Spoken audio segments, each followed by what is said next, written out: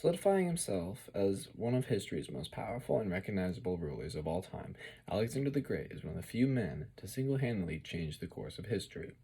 His decade-long campaign created one of the largest empires ever known, and his reputation as a fearless, daring, and brilliant military leader is one of the reasons he remained undefeated in battle, and ultimately could have led to his untimely demise. So let's start off in early Macedonia. Early Macedonia was under the rule of King Philip II. He was the one that actually turned Macedonia into a military force to reckon with. That's because he introduced the sarissa, an 18-foot spear, to the phalanx. And it was actually 2 times longer than the spears of that time, so it gave the Macedonians a huge advantage in warfare. Now here you can see how the phalanx is set up. These guys are staggered slightly, just overlaying their shields to add extra protection. And these guys in the back simply would come to the front whenever one guy was killed in battle, filling his hole. It was like their version of a tank, pretty much. This red line here, this dark red line, is about where the Macedonian Empire, about the size of it at the time.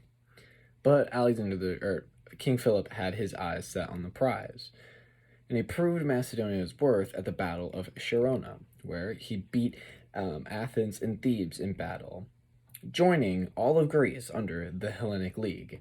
However, Sparta did not join them. King Philip was planning an all-Greek attack on the Persian world superpower. He wanted power, land, property, and gold. So much gold, they had tons. But the night before, he was killed by one of his bodyguards. So, along comes Alexander the Great. Alexander the Great was born in 356 BC, where he was tutored by Aristotle and a brilliant military leader because he was also trained by his father, who he succeeded at the young age of 20, which for them was middle age. But anyway, he had to secure his position as king. A lot of people actually opposed him, so he had to execute his rivals, and he smashed the rebellions that opposed him. He actually went as far to burn Thebes to the ground, and he sold their people into slavery. But by the time 334 BC came around, he was ready to pursue his father's crusades of the Persian Empire. So here's the battle formation that he took. He started out in the center with 9,000 phalangites. So your phalangites are your guys in the phalanx armed with your sarissa. Behind them are the Greek hoplites. They have the same formation, they just have short spears. Now off to the side, you have your hypaspes. I can't say it very well, but same thing, they just have normal spears pretty much.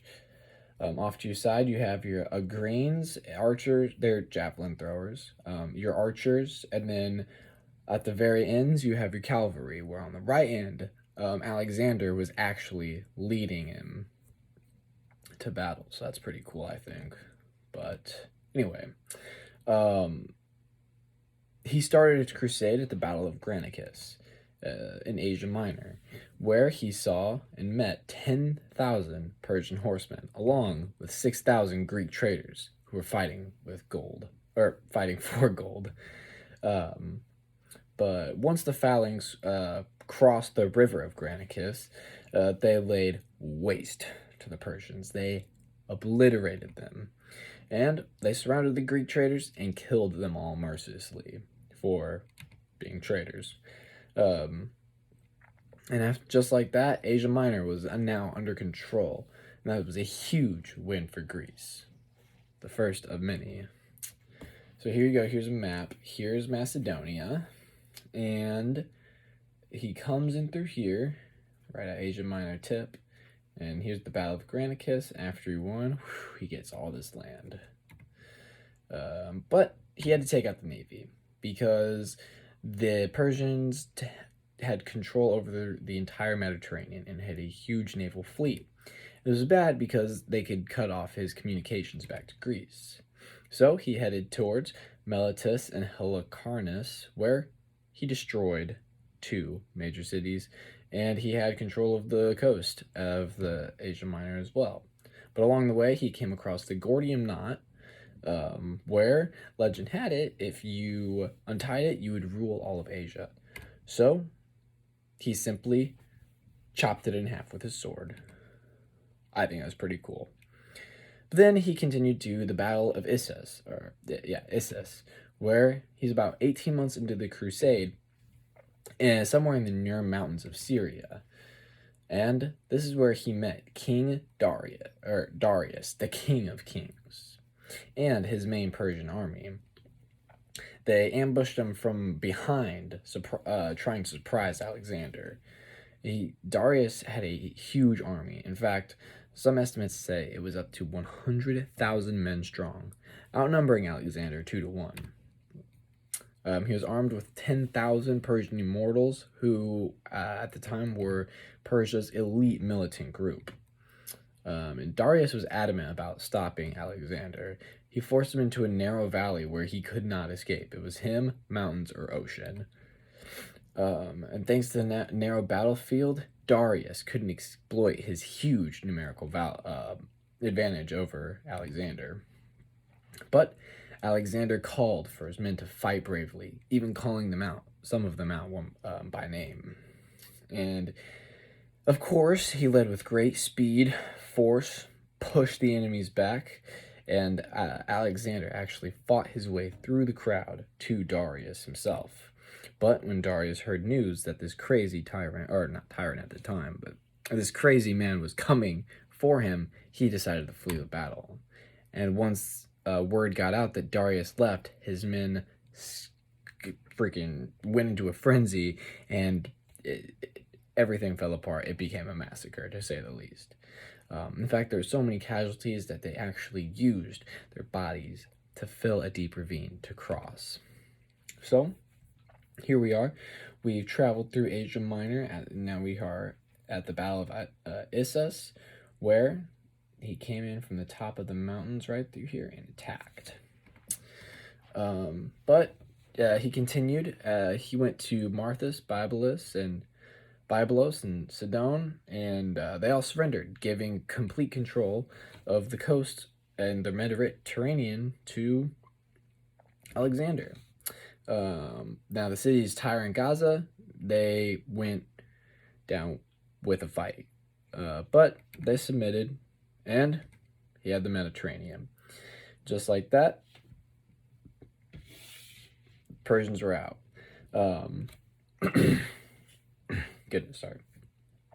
When Alexander arrived in Pelusium, they actually surrendered the entire province of Egypt over to him, which had the royal treasury along with it. But the town of Memphis, or city of Memphis, saw Alexander as their savior from Persia rule and actually crowned him emperor, or pharaoh, which is crazy. He also founded Alexandria, one of many towns that he would soon to be founding.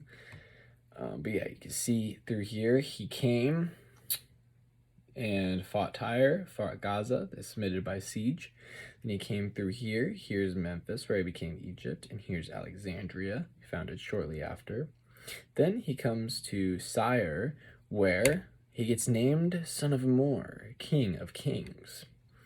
But in 331 BC, Sparta revolted, along with the help of Persians. But the Spartans were no match for the power that the Macedonians had become, and the Spartan superpower was crushed. So Alexander set out for Darius once again, as well as the rest of the empire. And Darius got scared, so he offered him a fortune in gold, his daughter in marriage, and half of his empire in exchange for peace. But Alexander realized he already owned half of his empire, so why not go for the rest of it? So he declined it. And they met at the Battle of Gaugamela, where Darius had another incredible strong army with 50,000 to 80,000 men. He was armed with infantry, cavalry, chariots, and even war elephants. And they fought in the open too, where Darius actually had his men flatten the ground to help the chariots in battle. And again, Alexander was outmatched 2-1, but the phalanx came through, attacked with speed, ferocity like always, and Darius once again led the retreat. Now, where the phalanx was succeeding, the rest of the army was struggling. So Alexander had to once again abandon his chase of Darius.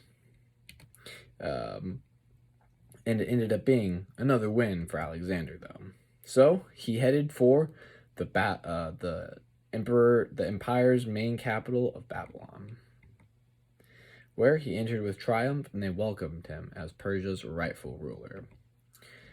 He also entered the city of Susa, where he ceremonially took the seat on the Persian throne, and he entered the city of Persepolis.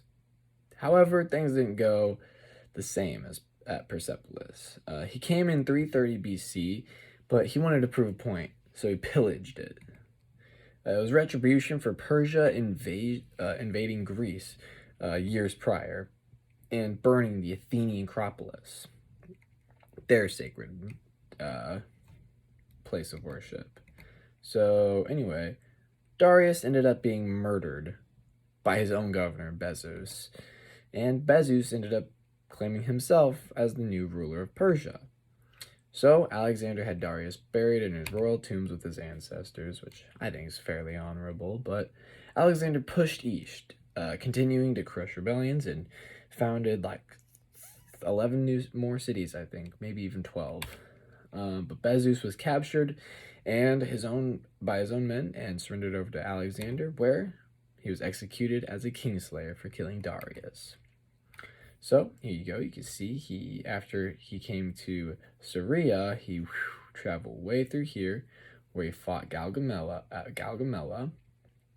and won. Came through Babylon, then to Susa, and then he came down through here, where he came to to Persepolis, and absolutely he was met with a great fight at the gates. He didn't like that, so then he just burned the whole place down. Yeah. So yeah, this is where things start to go down for him, because people started to see him as a tyrant. He seemed hell-bent on taking over the world. He thought it was his mission, and he wanted to keep going. He wanted to see how far he could make it. So he was ready to enter the unknown world of India, but his army mutinied because they had heard that there were giant armies waiting. And they had traveled thousands of miles and fought countless battles, and they hadn't been home in 8 years at this point. So he, not only that, he also adopted many rituals and started a dress of the Persian enemies, which the men didn't like, especially whenever they're forced to do his the rituals too. And at that point, they crossed the line. This was blasphemy, so he was forced to back down. In fact, multiple assassination attempts were actually starting to come up, but as soon as he got word of them, he would kill all the conspirators. So Alexander headed back for Greece, but along the way, he got a fever and died, like most of the great rulers of back then did. He died in the year 323 BC at 32 years old. The cause of death is still technically unknown. There's a lot of speculation that he was assassinated, because Greece had a reputation of assassinating its rulers at that time. But yeah, here's the expanse of the empire of Alexander the Great in scale to the rest of the world. You can see it's about the size of Europe. Well, the mainland of Europe.